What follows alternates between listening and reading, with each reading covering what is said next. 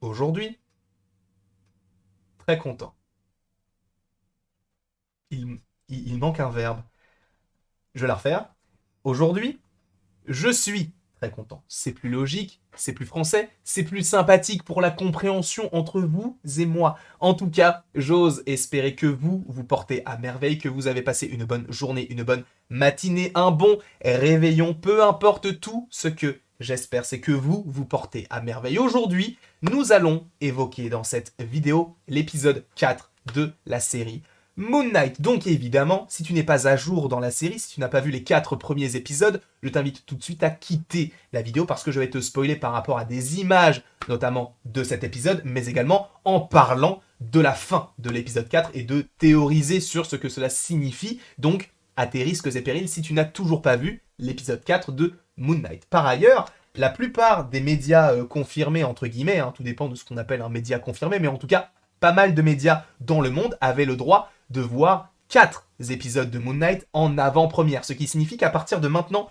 tout le monde est à armes égales, d'accord? Donc ça veut dire que si jamais tu connaissais des personnes qui avaient vu les 4 premiers épisodes, sache que tu as vu autant qu'eux. Ils n'ont pas vu le 5 ni le 6, ils n'ont vu que les 4 premiers. Et c'est vrai que la plupart des personnes avaient dit que l'épisode 4, c'est le meilleur de la série. Certains disaient que c'était le meilleur d'une série Marvel. Je ne suis pas forcément d'accord, mais c'est en fonction des goûts de chacun. Si vous l'avez apprécié comme tel, tant mieux pour vous. Mais certains avaient notamment dit que l'épisode 4, c'était en lien avec un cliffhanger de fou. Et c'est vrai que dans le trailer de Moon Knight, on avait notamment des vidéos, enfin pas des vidéos, mais en tout cas des scènes en lien avec donc Mark ou Steven qui se frappe la tête dans un lieu très très blanc. Donc on peut supposer que c'est bien, notamment par rapport à la scène de fin de l'épisode 4 de Moon Knight, notamment par rapport au fait qu'il soit donc supposément mort, entre guillemets, et qu'il arrive dans une sorte de réalité alternative, de monde alternatif.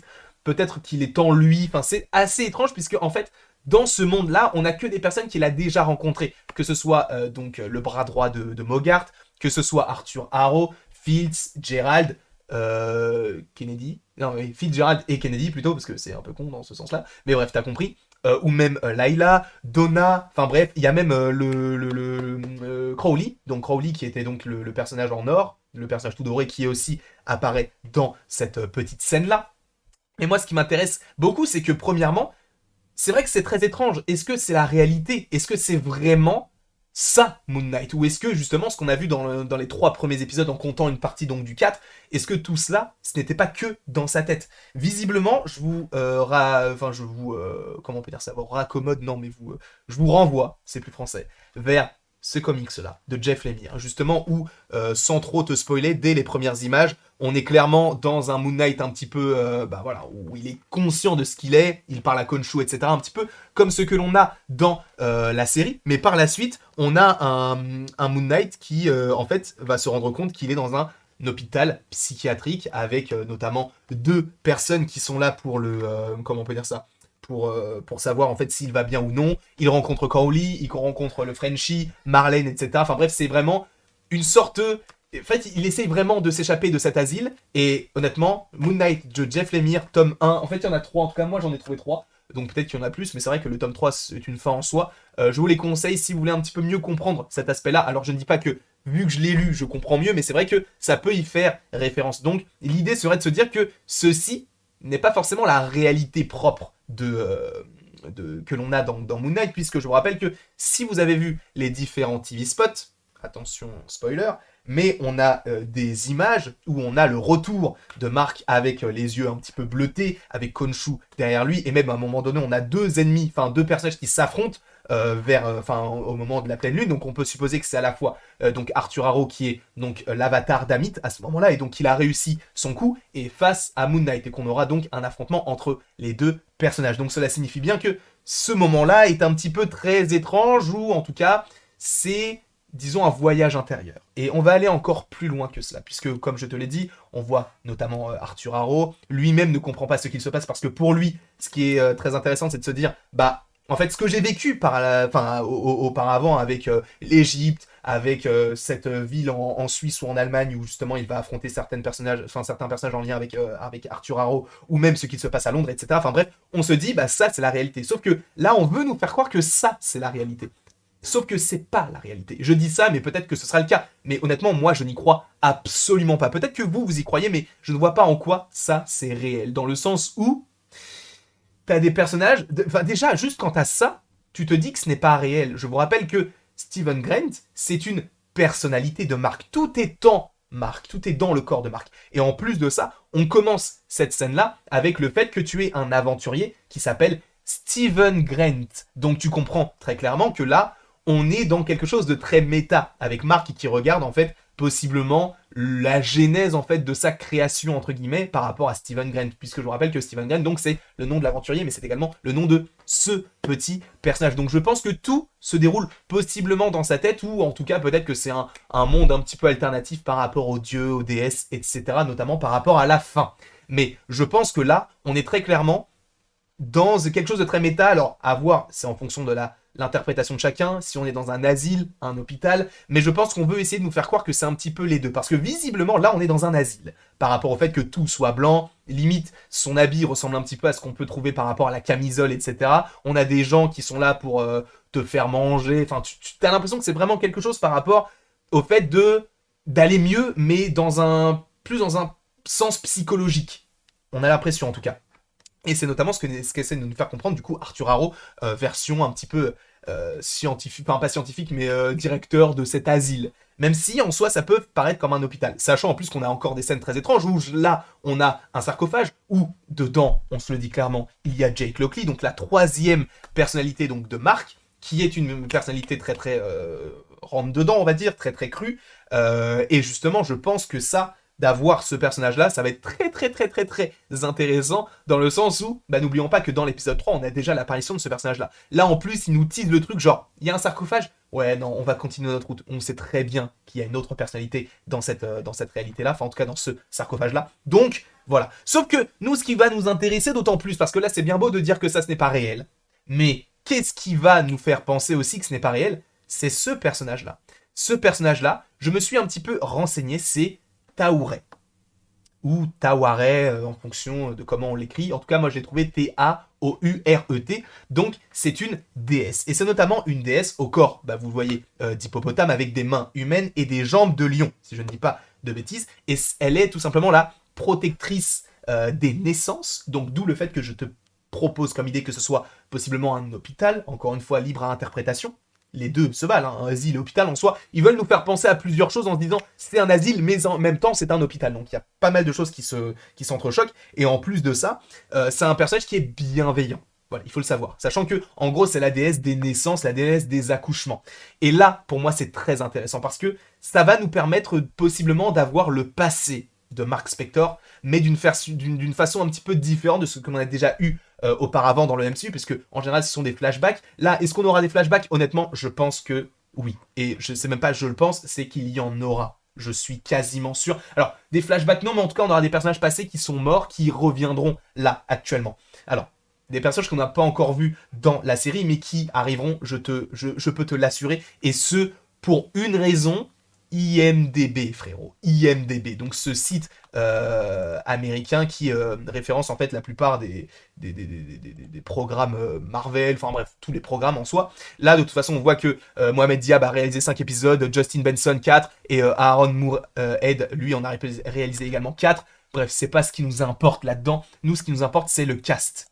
Le cast, déjà, c'est vrai qu'on peut se dire, premièrement, bah, pourquoi est-ce que ce personnage-là serait Taouret? Sachant que Taouret, donc, comme je te l'ai dit, c'est la déesse des accouchements, de la naissance, etc.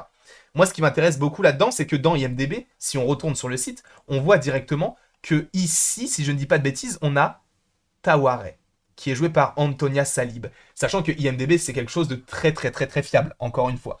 Sauf que, ce qui m'intéresse beaucoup, et là où je te dis qu'on peut avoir une partie du passé de Mark Spector, c'est que ici, on a Fernanda Andrade et Ray Lucas, qui jouent bizarrement Wendy et Elias Spector. Alors, je vais faire une dernière recherche concernant ces petits personnages, mais je peux t'assurer que Wendy Spector est la mère de Mark Spector et la femme d'Elias Spector.